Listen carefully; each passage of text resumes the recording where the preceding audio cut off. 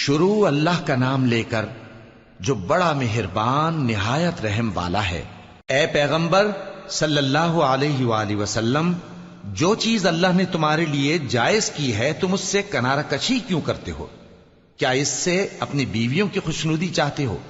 اور اللہ بخشنے والا ہے، مہربان ہے۔ اللہ نے تم لوگوں کے لیے تمہاری قسموں کا کفارہ مقرر کر دیا ہے، اور اللہ ہی تمہارا کارساز ہے، اور وہ دانا ہے، حکمت والا ہے۔ اور یاد کرو جب پیغمبر صلی اللہ علیہ وآلہ وسلم نے اپنی ایک بیوی سے ایک بھید کی بات کہی تو اس نے دوسری کو بتا دی، پھر جب اس نے اس کو ظاہر کر دیا اور اللہ نے اس حال سے پیغمبر صلی اللہ علیہ وآلہ وسلم کو آگاہ کر دیا تو پیغمبر صلی اللہ علیہ وآلہ وسلم نے ان بیوی کو وہ بات کچھ تو جتائی اور کچھ نہ بتائی۔ سو جب وہ بات ان کو بتائی تو وہ پوچھنے لگیں کہ آپ کو یہ کس نے بتایا؟ فرمایا کہ مجھے اس نے بتایا ہے جو سب کچھ جاننے والا ہے، خبردار ہے۔ اگر تم دونوں اللہ کے آگے توبہ کرو تو بہتر ہے، کیونکہ تمہارے دل مائل ہو ہی گئے ہیں، اور اگر پیغمبر صلی اللہ علیہ وآلہ وسلم کے خلاف باہم اعانت کرو گی تو اللہ اور جبریل اور نیک کردار مسلمان ان کے حامی اور دوستدار ہیں، اور ان کے علاوہ سب فرشتے بھی مددگار ہیں۔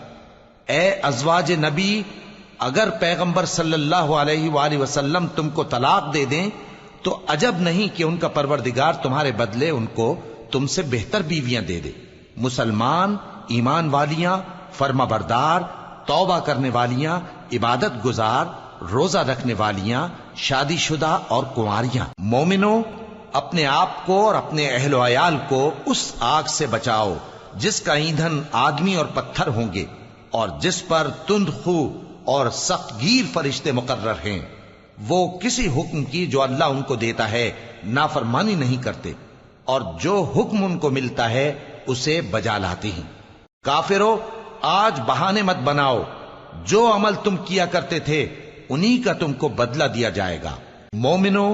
اللہ کے آگے صاف دل سے توبہ کرو، امید ہے کہ وہ تمہارے گناہ تم سے دور کر دے گا اور تم کو جنتوں میں جن کے نیچے نہریں بہ رہی ہیں داخل کرے گا۔ اس دن اللہ پیغمبر صلی اللہ علیہ وآلہ وسلم کو اور ان لوگوں کو جو ان کے ساتھ ایمان لائے ہیں رسوا نہیں کرے گا، بلکہ ان کا نور ایمان ان کے آگے اور داہنی طرف روشنی کرتا ہوا چل رہا ہوگا، اور وہ اللہ سے التجا کریں گے کہ اے پروردگار، ہمارا نور ہمارے لیے پورا کر اور ہمیں معاف فرما،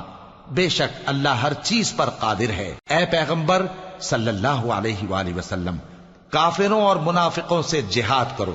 اور ان پر سختی کرو، اور ان کا ٹھکانہ دوزخ ہے اور وہ بہت بری جگہ ہے۔ اللہ نے کافروں کے لیے نوح کی بیوی اور لوط کی بیوی کی مثال بیان فرمائی ہے۔ یہ دونوں ہمارے دو نیک بندوں کے گھر میں تھیں، اور دونوں نے ان سے خیانت کی تو وہ اللہ کے مقابلے میں ان عورتوں کے کچھ بھی کام نہ آئے،